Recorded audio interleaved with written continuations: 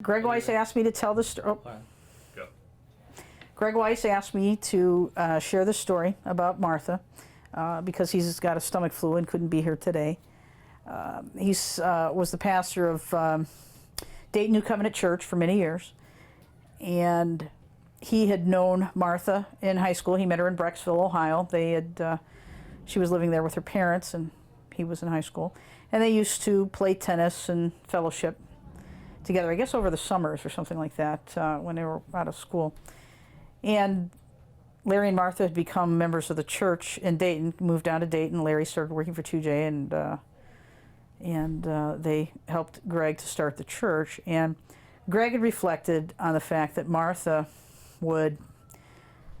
she just had a very unique relationship with the Lord, in that after finishing church service or after just hanging out together, somebody'd say, well, hey, what do we want to do? And people would say, well, hey, let's go play basketball, or, let's go play cards, or, let's go watch a movie or get pizza. And Martha's response was invariably, and I will verify this because I heard it many times, hey, let's go worship God. How about if we worship? In fact, personally, I was so spiritual, I'd often say, come on, Martha, we just finished worshiping, as though it was some specific thing that you just did and not something you did all the time. But because really, obviously, everything we do is potentially a worshipful act to God. But she just loved to sing and praise God and spend time doing that. And so Greg asked me to share that story, so I did. All right. Thanks. Mm-hmm. Now, if you do you want to tell your own memories first? I have a memory of you that I think I've told this story before. I probably just recently told it to your brother and sister, and I may have told you as well. But it's kind of a funny memory because it's a memory that's almost out of character for your mother. I remember one Sunday morning, and you were probably, well, maybe you can remember how old you were when you had a frog, when you guys lived on, was it Deer Ridge? Do you remember having a frog? A frog that you had caught there? You were a little guy. Well, I caught lots of them. Yeah, I imagine you did. But they had this frog in this glass jar, and your mother had asked you to put it away. And I happened to have spent the night. And when I was in college, I spent the night, did my laundry on the weekends over there. Your parents were very kind and generous to me, and they're a few years older than I am. In fact, your mother was like 8 years older than me. And so it was a little bit of a funny friendship because she was almost she was definitely a big sister and at times like a mother to me. She's always telling me what to do, but I put up with it because I knew she loved me. But I remember we're all rushing to get off to church one Sunday morning, and she was driving. I can't remember if your dad was out of town or if he'd gone early or something, and the two little ones were in the car. And you were supposed to have, she had told you, she was like, Nathan, go put that frog away, and she was running late or whatever, and she was a little frazzled. And all of a sudden, you walk into the garage, and you're kind of half crying, and you had dropped the frog. You dropped the jar the frog was in, and you had this little vest on, and you're like, "Mom, my frog!" And you're squeezing this little frog, and you're crying, and your mother was like, she was so flustered. She's like, Nathan, Gerald, I told you, and I can't even remember what she said, but she was so upset. And I remember just standing there and laughing so hard. And she looked at me like, what are you laughing at? Because she was so frustrated, and you're in tears. And it was just it was such a funny sight. And I'll never forget it. I don't think until the day I die. I don't know why. Just you standing there in this little vest and this all dressed up in your Sunday best, squeezing this poor frog and so upset. And she's yelling at you. Again, your mother was not a yeller, as you know. She was infinitely patient with you guys. So it was just a funny memory. I don't know why. Something came to mind. So. Do you have any good memories to tell about like Tamara and Caleb and with Mom? Oh, so many. I was thinking of, well, this is kind of one for your dad and your mom, and I have told Caleb this story before, so he may remember it.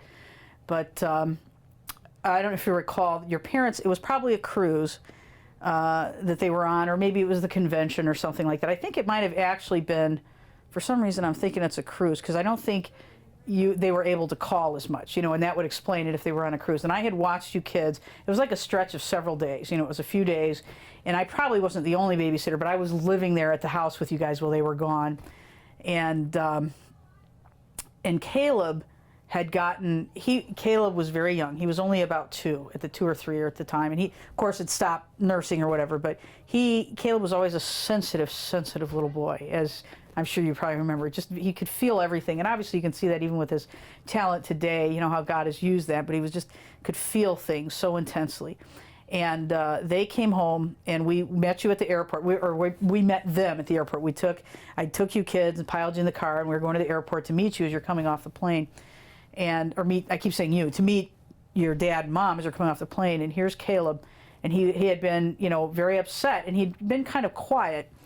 And your dad showed up, and he took off running the other direction. He was so angry. All of a sudden, here's this little 2 or 2.5-year-old kid, and this anger surfaced. And the minute he saw your dad, it's like he had been so afraid and so withdrawn with them being gone. And then all of a sudden, when he saw him, he was furious. And he was like, no! And he shakes his head, and he starts tearing away from your dad at the airport. And your dad, like, drops his carry-on bag or whatever, and he runs after, and he literally has to almost tackle him to grab him and hold him and just clutch him. And Kid was like, no, you know, he was like so angry. It's like, you slime bags left me and you're okay? You know, he just did this to me. So I'll never forget that, because I cried. I was just so touched by his feeling, you know, this feeling of abandonment, and then, you know, when he sees them, and it's elation and then instant fury, you know what I mean? It's like, you son of a guns. You were all right, you just abandoned me. Let me see. Tamra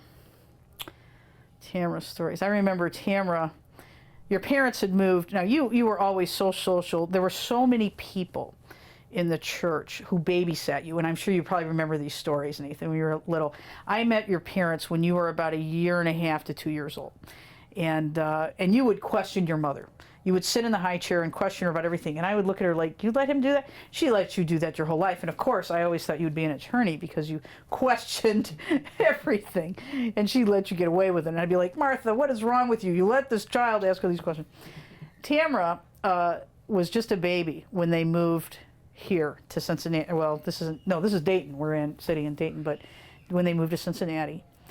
And unlike you, who had been acclimated to scads of people, as like everybody, you were like the only kid in the church when the fellowship started here in Dayton. And so being the only baby and having 25 or 30 college students, you had like 2 to 3 babysitters per per service, you know. So all these people are like, oh, I'll babysit Nathan, you know. So, and you were so social, and you were a little bit of a performer, and so everybody just, you know, you ate it up. You loved it. Just the opposite with Tamra, because she was so young when your parents moved away, she didn't really get this acclimation, and so she kind of withdrew. And I remember I would come down and visit your parents and visit your family from Dayton when I was still living in Dayton before I moved to Cincinnati. And she would run and hide, like under the table. I'd try to talk to her, and she'd be like, you know, no. You know, she didn't like, I'd try to pick her up. No. You know, she's like, get away from me. I don't need people. Go away. So it was such a contrast because you had been so exposed to so many different people. And the only thing I could think of as well, maybe because they moved down here and there's so few people, and just the opposite, at this very young age, she was kind of extracted from this environment where there's so many people. And it was, you know, your parents and a small handful of people with the Mantos down here. And she really seemed to cling to your mother. You know, I mean, now your mother could, of course, do anything. Well, Tamara did have an independent streak, too. And I remember her stubbornness being exactly about the same measure as your mother's, because your mom was an intensely stubborn woman. And I don't know if you'll hear that time and again on these little vignettes or stories, but she could be stubborn as a mule, and people have called me stubborn, but not like your mother was stubborn. Your mother would get it in her head, and that was it. And Tamara could be very much like that, even as a young girl. I can remember going, no, you know, and you'd be like, no, Tamara, you know, I can reason with her. She's like this cute, adorable, blonde, small little package here. But no, you couldn't. It's like once she had determined it, that was it. It was not going to be changed. Period. The end. No reasoning was going to help. And that hasn't changed with age. It hasn't changed a bit, huh? But your family, have many fond memories with your family, and your family was very, and this is where I got to check myself so I don't start crying.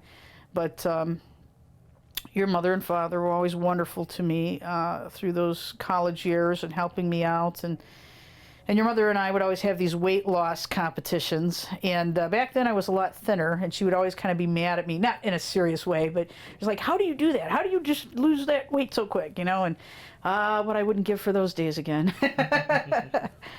And your mother and I were terribly close. And one of the things